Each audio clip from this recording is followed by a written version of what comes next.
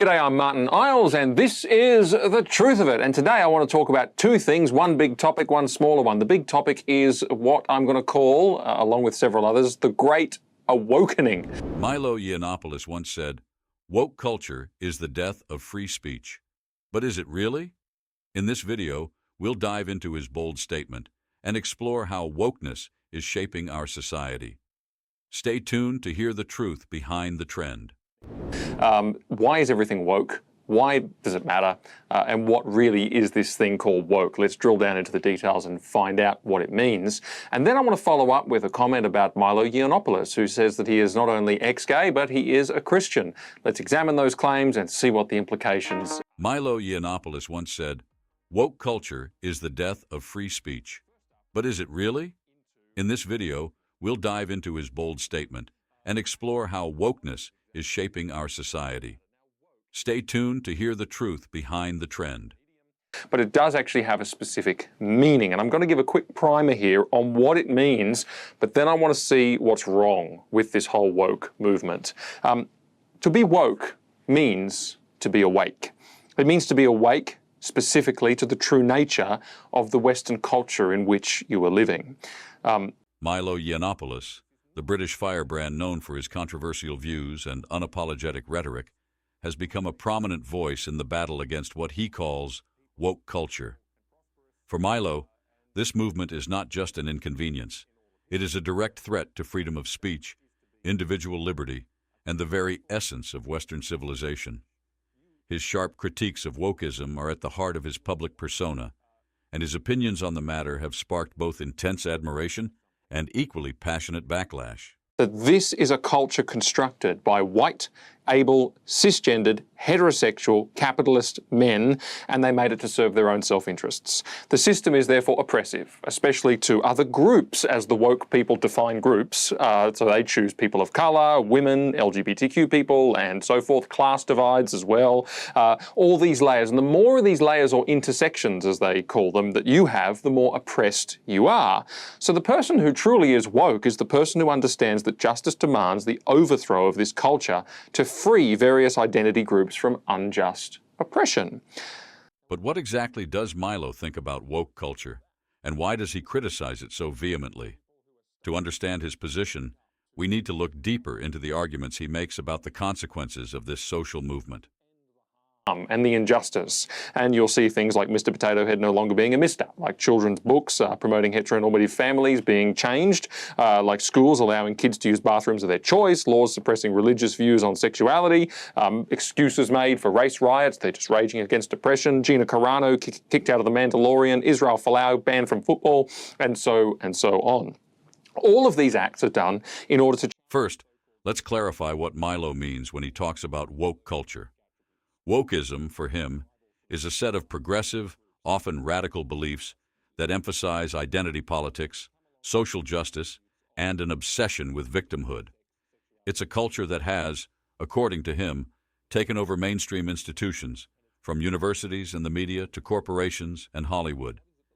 In Milo's eyes, this movement demands conformity, silences dissent, and imposes a uniform ideology that stifles free thought. With a talk by Dr. Stephen Shavura, for those of you who know him. I'm going to share that talk in the next few weeks, and you should watch it. It's extremely good. But I want to go into the ideology that is behind this awakening, and it is critical theory. Now, critical theory gives you the tools that you need to help you to see this problem. It actually furnishes people with an entire vocabulary like identity and marginalised and hegemony and colonialism and intersectionality and equity and all this kind of stuff, so that you too... One of his most frequently cited critiques of woke culture is its relationship with free speech. In Milo's view, the woke left has weaponized political correctness to such an extent that any deviation from the prescribed narrative is seen as not just wrong, but morally reprehensible. He often uses examples from social media where individuals are canceled for saying something controversial, often without a fair trial or opportunity to explain themselves. In Milo's own case, he was canceled by mainstream outlets after being accused of making inappropriate comments about pedophilia, comments he later said were taken out of context and misunderstood. But for Milo, this isn't just a personal issue. It's a systemic problem that's indicative of a much larger cultural shift. am being racist now. How on earth is that possible? Well, as a white person, you must be a racist. And that's just by virtue of the amount of melanin in your skin, right? If you deny it, it proves beyond doubt that you genuinely are a racist. Because the truth is that every action of yours comes out of your white-centeredness. And if you deny that, what you're really doing is protecting your whiteness and perpetuating oppression.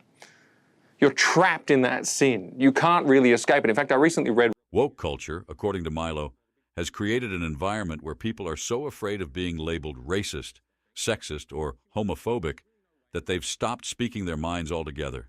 It's a culture of constant self-censorship, where individuals are more concerned with how they'll be perceived than with expressing themselves authentically. To him, this has led to a society where people are more worried about being polite than being honest. The notion of free speech is compromised, not because the government is directly censoring individuals, but because the mob, whether on social media or in real-world protests, has taken on the role of censoring what is considered acceptable.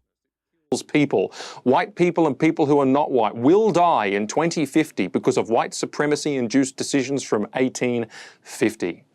Notice, right, the whole edifice from way back at the beginning. What was it? Well, first it was white, and that's what critical race theory points out.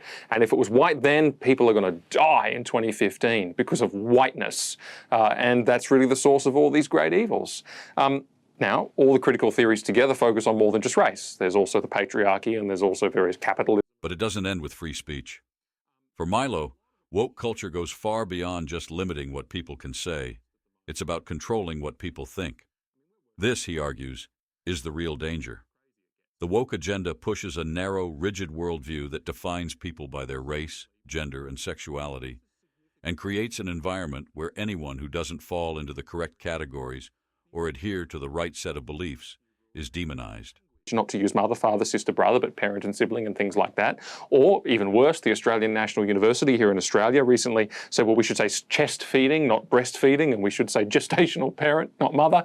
All this ridiculous stuff. Critical theory, you see, must command language in order to stop the oppression that language is perpetuating on minorities. But also critical theory is very opposed to free speech, because free speech is unpredictable. Take, for example, the concept of privilege. Woke culture has popularized the idea that individuals, particularly white people and men, are inherently privileged simply because of their identity. To Milo, this oversimplifies the complexity of personal circumstances. While he acknowledges that certain groups may have advantages in certain situations, he rejects the blanket notion that people should be blamed for things they have no control over, like their race or gender. This line of thinking, according to Milo, is not only divisive, but counterproductive. Instead of uniting people based on shared human experiences, it pits them against each other based on immutable characteristics. For him, this is not progress, it's regression into tribalism. So if you're white and you have that, privilege, then you can only ever establish your whiteness. You can never truly use it in the interest of others. And so really what that probably means is that to truly love one's neighbor, as the Bible commands, is impossible, because your power will always be used in a self-interested way. It's a pretty ugly sort of situation to be in. Fourthly, it's a revolution. It's a politically weaponized ideology. In fact, one might argue that that's all it is. I mean, it needs something to criticize, right, to be a critical theory. What's it criticizing? Well, it's criticizing the edifice which it calls Western civilization. I think it should be more specific than that, but let's go with it. So without the Western civilization, it can't exist, right? It is just a theory set up to attack, and that's what it is. And this is why, it drives always towards a revolution. It drives always towards the overthrow of the system, which is shot, run through with oppression. And that's why these movements, which are sort of bounded in wokeism or political or critical theories, usually are very violent, anarchistic, or at least that they're raggedy protest movements. I remember the Extinction Rebellion people in Brisbane gluing themselves to the pedestrian crossings. Or you can go all the way up to the fact that Black Lives Matter sort of had a bit of a reign of terror on a number of cities in the United States for a very, very long time, burning them and looting them and destroying them and so on. And so it's revolutionary. So it's an impulse to overthrow. It becomes violent when it really ramps up. Another critical aspect of Milo's critique is the way woke culture treats victimhood. Wokeism, he claims, thrives on an ever-expanding list of oppressed groups. The more you can claim to be a victim, the more power you wield in this new social order. For Milo, This is an inherently dangerous mindset because it encourages people to see themselves as powerless, unable to change their circumstances without outside help. It fosters dependency rather than independence. He believes that focusing on victimhood leads to a culture of entitlement, where people demand special treatment based on their identity rather than earning it through merit. According to Milo, this is at odds with the values of personal responsibility and self-reliance that he holds dear.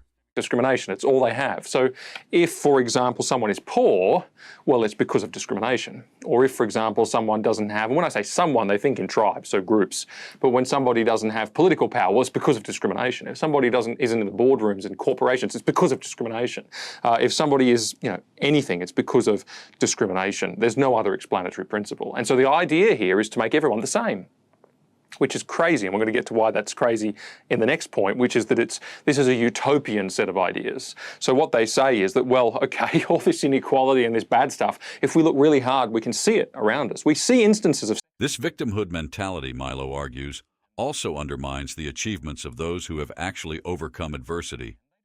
By elevating victimhood to a virtue, woke culture erases the stories of real heroes who have triumphed over their circumstances through hard work, perseverance, and grit. Instead of celebrating these individuals as examples to follow, woke culture focuses on their oppression, which, in Milo's view, creates a culture of resentment rather than inspiration. You can get what they want in terms of perfection is to make everyone have the same outcome. The only way you can do that is with totalitarian power. Because if you want to make a man and a woman have the same outcome every time, because they won't by themselves, because they make different choices and because all sorts of other factors at play, because they are in fact different as a man and a woman, no. If you want to make them the same, you need to control everything. And that's the problem, right?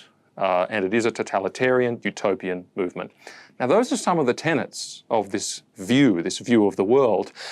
And here's the thing, right, that always gets me. It's so deceptive. It deceives because it bases itself in realities. Milo's critique of wokeism is not just about ideology. It's about what he perceives as the broader cultural implications of this movement. He sees woke culture as a manifestation of a larger trend in which people are becoming more fragile, more easily offended, and less able to engage in rational discourse.